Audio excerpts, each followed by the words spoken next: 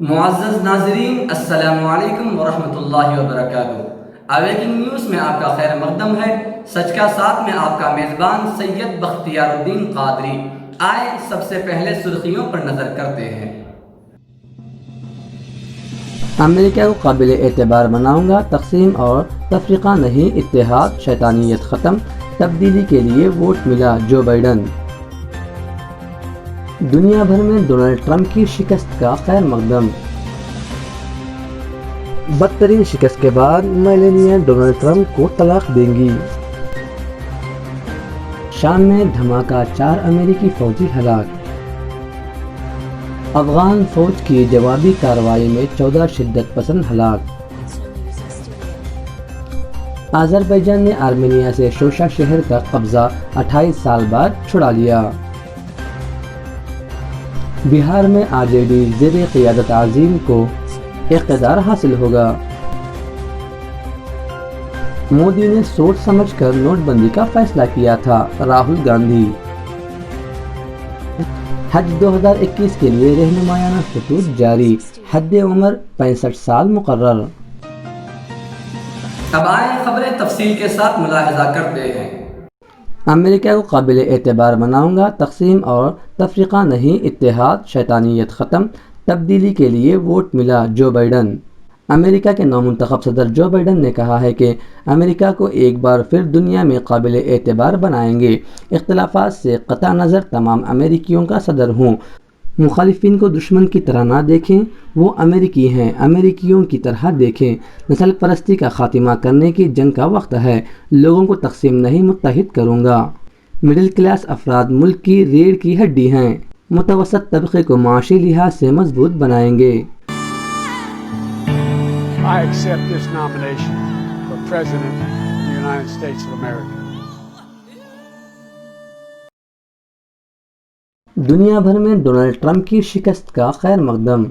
امریکی صدارتی انتخاب میں ڈونلڈ ٹرمپ کی بدترین شکست کا ساری دنیا نے خیر مقدم کیا ہے۔ دنیا کے طاقتور میڈیا اداروں اور اخبارات نے دلچسپ سرخیاں لگا کر خبریں شائع کی ہیں۔ خدا امریکہ کا حامی و ناصر ہوں جیسی سرخیوں کے ساتھ لکھا گیا ہے۔ نومنتخب صدر جو بائیڈن کو امریکہ کے زخموں کے علاج کے بڑے چیلنجوں کا سامنا ہوگا۔ No, I'm not thinking about concession speech or acceptance speech yet. Hopefully we'll be only doing one of those two. And winning is easy. Losing is never easy. Not for me, it's not. But I think we have, when you see rallies, the likes of which in the history of this country, probably in the history of the world, nobody's ever seen before. بدترین شکست کے بعد Melania Donald Trump کو طلاق دیں گی۔ Donald Trump جو حال ہی میں امریکی صدارتی انتخاب میں دوبارہ منتخب ہونے میں ناکام رہے ہیں، اب انہیں اپنی ازدواجی زندگی سے بھی ہاتھ دھونا پڑے گا۔ ان کی اہلیہ میلانیا ٹرمپ نے 3 گناہ شروع کر دیے ہیں۔ ٹرمپ سے علیحدگی اختیار کرنے کے لیے وہ طلاق پر غور کر رہی ہیں۔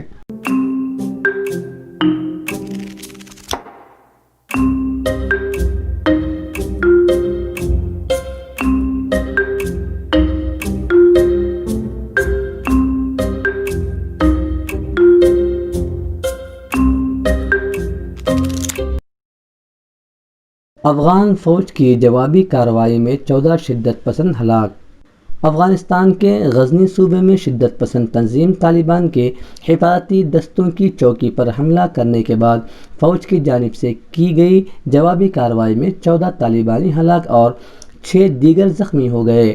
فوج کی 203ویں تھنڈر کور نے اتوار کو ایک بیان میں کہا کہ طالبان نے کل دیر رات غزنی شہر، مکر اور اندھیر اضلاع میں حفاظتی چوکیوں پر سلسلہ وار حملوں کا منصوبہ بنایا تھا، لیکن افغانستان کی فضائیہ اور سیکیورٹی دستوں کی جانب سے کیے گئے مضبوط رد عمل میں کئی طالبانی مارے گئے۔ At least 291 Afghan soldiers were killed and 550 injured in various Taliban attacks last week. This marks the highest number of casualties suffered by the security forces in a week since the country's 2001 US invasion. The country's National Security Council said the Taliban carried out 422 attacks in 32 of the 34 provinces, and the past week was the deadliest one in 19 years in terms of violence. شام میں دھماکہ، 4 امریکی فوجی ہلاک۔ شام کے مغربی علاقے میں واقع ایک شاہراہ پر زوردار دھماکے کی وجہ سے 4 امریکی فوجی ہلاک ہو گئے۔ ابتدائی اطلاعات کے مطابق یہ دھماکہ ایک گاڑی میں دھماکہ خیز مواد کے ٹکرانے کی وجہ سے ہوا ہے۔ شامی سرکاری خبر رساں ایجنسی صناعہ کے مطابق امریکی محکمہ دفاع کے ہیڈ کوارٹر پینٹاگن نے ابھی تک فوجیوں کی موت کی باضابطہ طور پر تصدیق نہیں کی ہے۔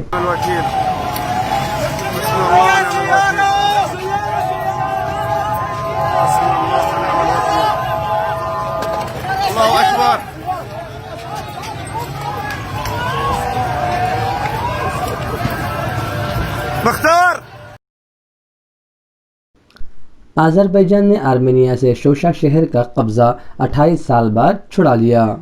غیر ملکی خبر رساں ایجنسی کے مطابق آذربائیجان کے مقبوضہ پہاڑی علاقے قاراباغ کے مرکزی حیثیت کے حامل علاقے شوشا پر 28 سال بعد آرمینیا کا قبضہ ختم کرایا گیا۔ شوشا پر آرمینیا کا قبضہ ختم ہونے پر ترک صدر طیب اردوغان نے آذربائیجان کو مبارکباد دی۔ Karabach's largest town, Stepanakert, which Azerbaijan calls Hankendi.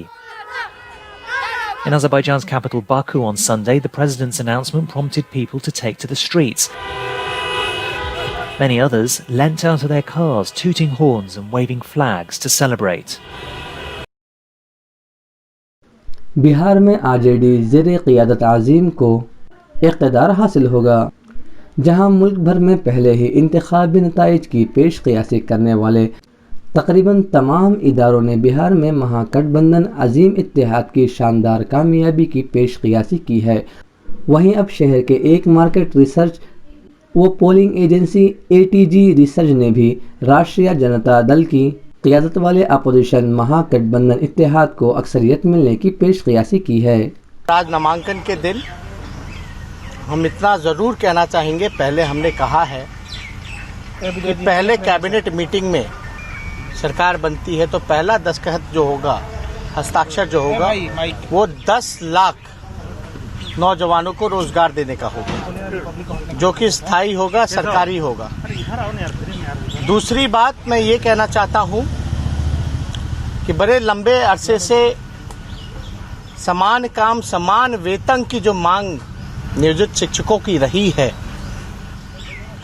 ان کو میں وعدہ کرتا ہوں کہ سرکار بننے کے دن، آج میرا نامانکن ہے، ہم گھوشنا کرتے ہیں 2 دن بعد ہمارا بلو پرنٹ بھی سامنے آئے گا، ساجھا سبھی کانگریس ممالک کے۔ مودی نے سوچ سمجھ کر نوٹ بندی کا فیصلہ کیا تھا، راہل گاندھی۔ کانگریس کے سابق صدر راہل گاندھی نے الزام عائد کیا کہ وزیر اعظم نریندر مودی نے ملک میں نوٹ بندی نافذ کرنے کا فیصلہ شعوری طور پر کیا تھا اور اس کے لیے ان کا مقصد چند سرمایہ دار دوستوں کو فائدہ پہنچانا تھا۔ راہل گاندھی نے وزیر اعظم نریندر مودی کے 4 سال قبل آج ہی کے دن کی گئی نوٹ بندی کے اعلان کو قومی سانحہ بتایا اور کہا کہ اس کے ذریعے سے انہوں نے چند سرمایہ کاروں کو فائدہ پہنچانے کا کام کیا اور پورے ملک کو شدید بحران میں مبتلا کر دیا۔ ہمارے پردھان منتری جی نے نوٹ بندی کیوں کی؟ ان کے سب سے بڑے 15-20 ادیوگ پتیوں کے پاس، کرونی کیپٹلسٹ کے پاس، جنہوں نے بینک کا پیسہ لیا تھا، ان پر ان کے پاس نان پرفارمنگ ایسٹس ہیں۔ نریندر مودی جی نے دیش کی جنتا کا پیسہ لے کر، آپ کے جیب میں سے پیسہ نکال کر سیدھا ہندوستان کے سب سے بڑے کرونی کیپٹلسٹ کے جیب میں ڈالا۔ یہ نوٹ بندی کا لکش تھا۔ نوٹ بندی کے سمے نریندر مودی جی کے متروں نے کالے دھن کو سفید میں بدلنے کا کام کیا۔ ادھارن ہے گجرات کے کوآپریٹو بینک کا، ادھارن ہے 700 کروڑ روپے امت شاہ جی جس بینک میں ڈائریکٹر ہیں،